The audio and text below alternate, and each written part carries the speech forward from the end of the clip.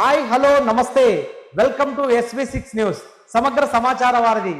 ఈరోజు ప్రధాన వార్తాపత్రికల్లో వచ్చిన ముఖ్యాంశాలు ఒకసారి మనం గమనిద్దాం.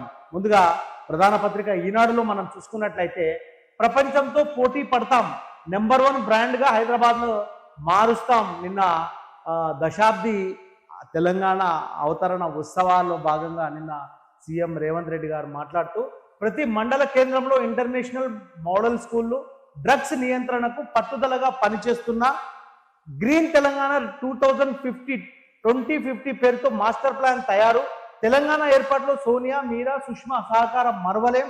రాష్ట్ర అవతరణ వేడుకలో ముఖ్యమంత్రి రేవంత్ రెడ్డి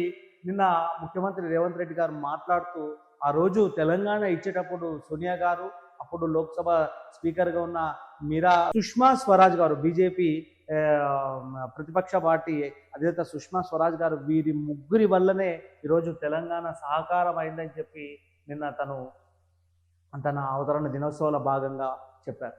ఇక మేం సేవకుల్లా పనిచేస్తున్నా నిరూపించాం, సచివాలయంలోకి సామాన్యుడు కూడా ప్రవేశించగలిగే పరిస్థితిని తెచ్చాం, మా నిర్ణయాల్లో లోటుపాట్లు సమీక్షకు అవకాశం ఇస్తున్నాం, తప్పులు జరిగితే సరిదిద్దుకోవడానికి సిద్ధంగా ఉన్నాం, మేమే సర్వజ్ఞానం అన్న భ్రమలు మాకు లేవు, అందరితో కలిసి ఉంటాం, అందరి యొక్క సలహాలు స్వీకరించి ప్రతి ఒక్క దానిలో మేము ముందరికి వెళ్తామని చెప్పి నిన్న అవతరణ దినోత్సవ భాగంగా రేవంత్ రెడ్డి గారు చెప్పిన వార్త మనకు ప్రధానంగా కనపడుతుంది. నిన్న లేజర్ షోలో లేజర్ షోలో కూడా నిన్న తెలంగాణ దశాబ్దిలో భాగంగా ట్యాంక్ బండ్పై జాతీయ పతాకాలతో నృత్య కళాకారులు క్రాకర్ షో సందర్భంగా బాణసంచా వెలుగులో సచివాలయం అన్న ఈ యొక్క మనకు చిత్రాన్ని కూడా మనం ఈనాడు పేపర్లో మనం చూసుకోవచ్చు. నిన్న జాతీయ గీతంగా మనకు తెలంగాణ గీతాన్ని కూడా నిన్న జాతికి అంకితం చేశారు. ఆ గీతం కూడా పాతదాన్ని రీమిక్స్ చేసి కొత్త సంగీతాన్ని దానికి సృష్టించి కీరవాణి యొక్క సంగీత దర్శకత్వంలో దాన్ని నిన్న రూపొందించడం జరిగింది. దాన్ని నిన్న జాతికి అంకితం చేశారు అన్నమాట. కాకపోతే కొంతమంది సోషల్ మీడియాలో చూసుకున్నట్లయితే పాత పాటనే ఏదైతే జయ జయ తెలంగాణ ఉందో ఆ పాతదే కొంచెం ఎమోషనల్, కొత్త దాంట్లో కొంచెం ఎమోషనల్ ఏదో తక్కువైందన్న సోషల్ మీడియాలో వాదపలుసు. ఏదైతే ప్రభుత్వం ఏది నిర్ణయించిందో దానికి మనం అందరం కట్టుబడి ఉండాలి, దాన్ని మనం ఫాలో కావాల్సిన పరిస్థితి మనకు ఉందన్నమాట.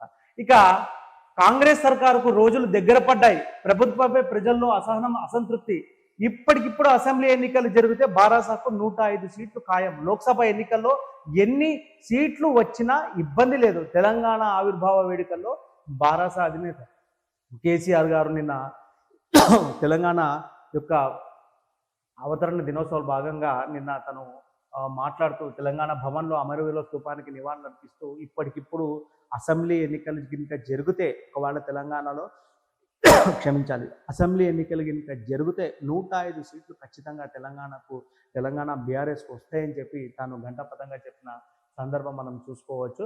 అసెంబ్లీ ఎన్నికలు, లోక్సభ ఎన్నికల్లో అంటే మొన్న ఎగ్జిట్ పోల్స్ బీఆర్ఎస్కు 0 నుంచి కొంతమంది 2 నుంచి 5, కొంతమంది 0, ఆ తర్వాత 1, ఈ విధంగా రకరకాలుగా ఇచ్చిన నేపథ్యంలో ఎన్ని సీట్లు వచ్చినా మాకేమి ఇబ్బంది లేదన్న వార్త మనము చూసుకోవచ్చు అనమాట. ఇక మహబూబ్నగర్ ఎమ్మెల్సీ స్థానం బీఆర్ఎస్దే అని చెప్పి ఇది ఒక ఈనాడులో ప్రచురితమైంది. ఇది నిన్న మహబూబ్నగర్లో ఎమ్మెల్సీ ఉపస్థానానికి నిన్న ఉప ఎన్నికలు జరిగిన నేపథ్యంలో ఈ యొక్క నేపథ్యంలో మనకు స్థానిక సంస్థల ఎన్నికలు 109 ఓట్ల ఆధిక్యంతో బీఆర్ఎస్ నవీన్ కుమార్ రెడ్డి గారు గెలిచిండ్రు అన్న వార్తను మనము ముఖ్యంగా చూసుకోవచ్చు. ఇది కొంచెం బీఆర్ఎస్ వర్గాలలో కొంచెం ఉత్సాహాన్ని నింపిందనేది కూడా మనం గమనించవచ్చు.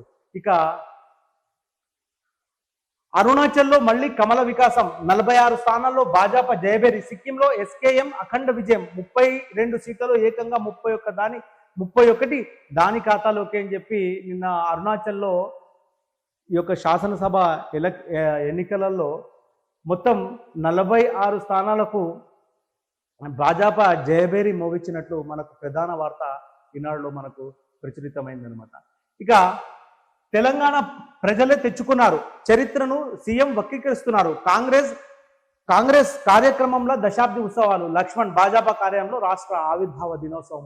అసలు ఈ తెలంగాణను కాంగ్రెస్ వాళ్ళు మేమిచ్చినాము అని చెప్పి అంటే అలా కాదు, ఇది ప్రజలు కొట్లాడి తీసుకొచ్చినదే. ఈ యొక్క తెలంగాణ అనేది ప్రజల కొట్లాట వల్ల, వాళ్ళ విప్లవం వల్ల వచ్చిందని చెప్పి నిన్న లక్ష్మణ్ గారు మాట్లాడుతూ ఈ యొక్క దశాబ్ది ఉత్సవాలు అనేవి ఇవి కాంగ్రెస్ ఉత్సవాలకునే తెలంగాణ అవతరణ ఉత్సవాలాగా లేవని చెప్పి నిన్న లక్ష్మణ్ తన రాష్ట్ర ఆవిర్భావ దినోత్సవ సందర్భంగా బీజేపీ కార్యాలయంలో మాట్లాడుతూ చెప్పిన మాటలు మనం చూసుకోవచ్చు. ఇక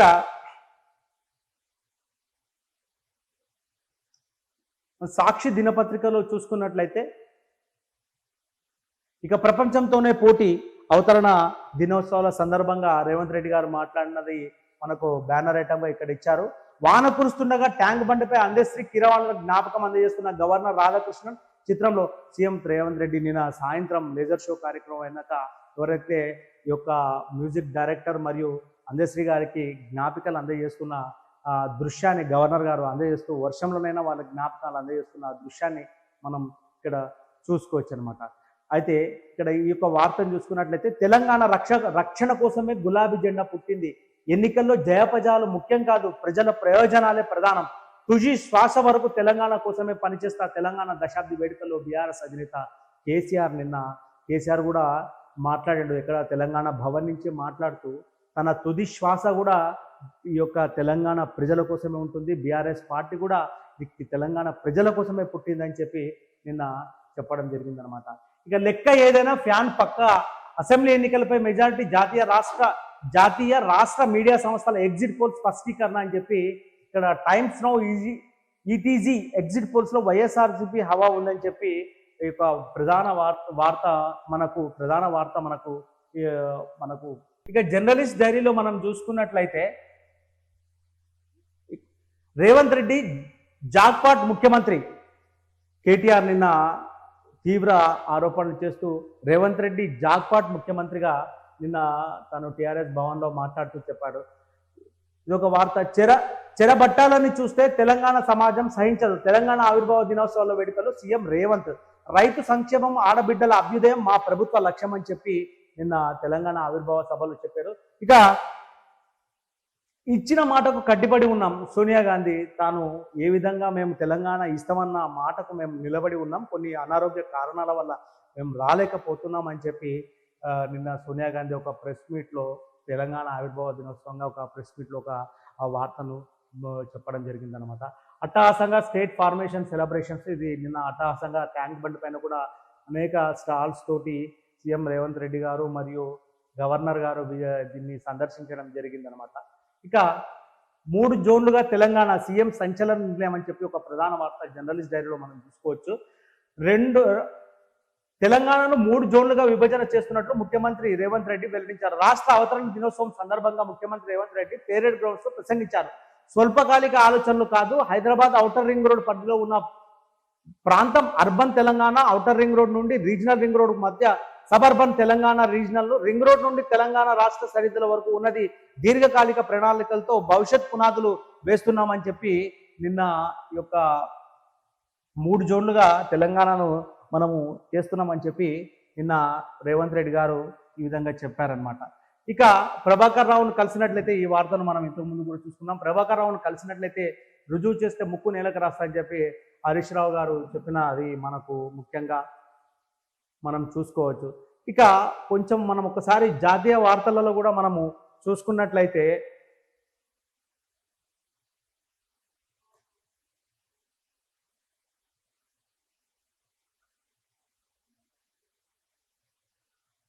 నిన్న ఇక్కడ ఒక ఆసక్తికరమైన ధ్యాన సాధనతో కొత్త సంకల్పాలు, రాబోయే 25 ఏళ్ళు దేశం కోసం పాటుపడదాం, మన పాలన నమూనా ప్రపంచానికి స్ఫూర్తి.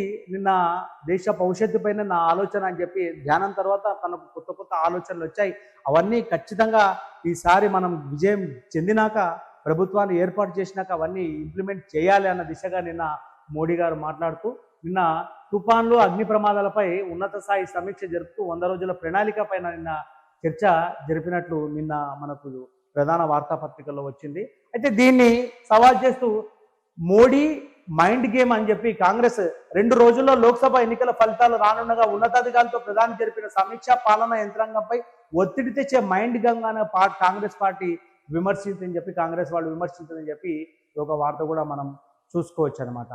ఇక నిన్న తిరిగి తీహార్ జైలుకు కేజ్రీవాల్, ముందుగా రాజ్ఘాట్లో మహాత్ముడికి నివాళులర్చిన ఢిల్లీ సీఎం యొక్క లిక్కర్ స్కామ్లో తిరిగి తనకు సుప్రీంకోర్టులో బెయిల్ యొక్క ఎలక్షన్స్ వరకు 2వ తారీఖు వరకు మంజూరు చేసిన దీంట్లో నిన్న మళ్ళీ తను జైలుకు వెళ్ళడం జరిగింది. ఆ వెళ్ళేటప్పుడు తల్లిదండ్రులకు తను పాద నమస్కారం చేస్తూ వెళ్ళిన దృశ్యాన్ని మనం చూసుకోవచ్చు అన్నమాట.